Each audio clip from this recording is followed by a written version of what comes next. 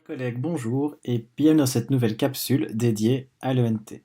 Ici, nous allons voir comment aller rechercher des questions de l'ancien Moodle pour les apporter dans notre nouvelle ENT.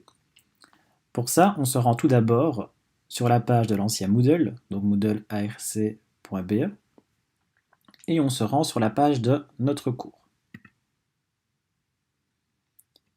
Pour accéder à la banque de questions, on appuie sur l'engrenage, on clique sur plus, et on se rend dans la rubrique banque de questions.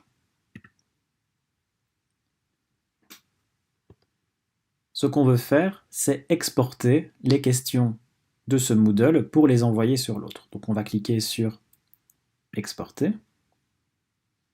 On sélectionne bien format XML Moodle.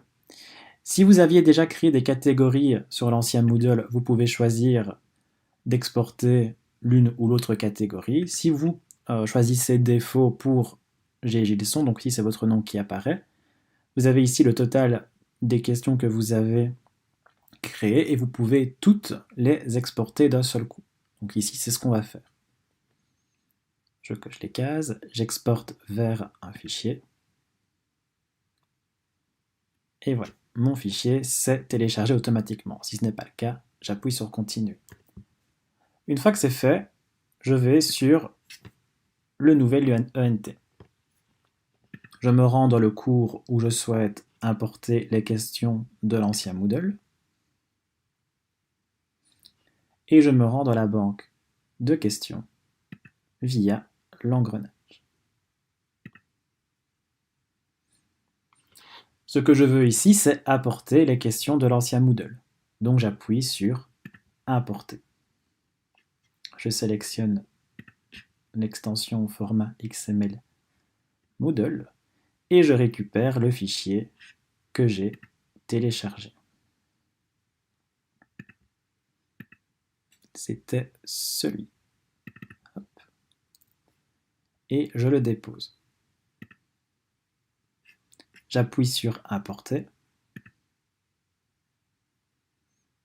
Et je vois ici que les 45 questions que j'ai créées sur l'ancien Moodle ont été importées. J'appuie sur Continuer. Voilà.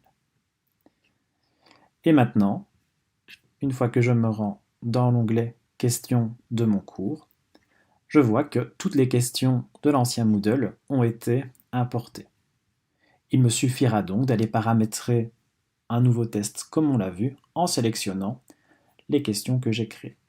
N'oubliez pas que vous pouvez dès à présent modifier, paramétrer chacune de vos questions en leur attribuant des tags ou en allant les associer à l'une des catégories que vous avez déjà créées. Voilà comment faire pour récupérer des questions de l'ancien Moodle.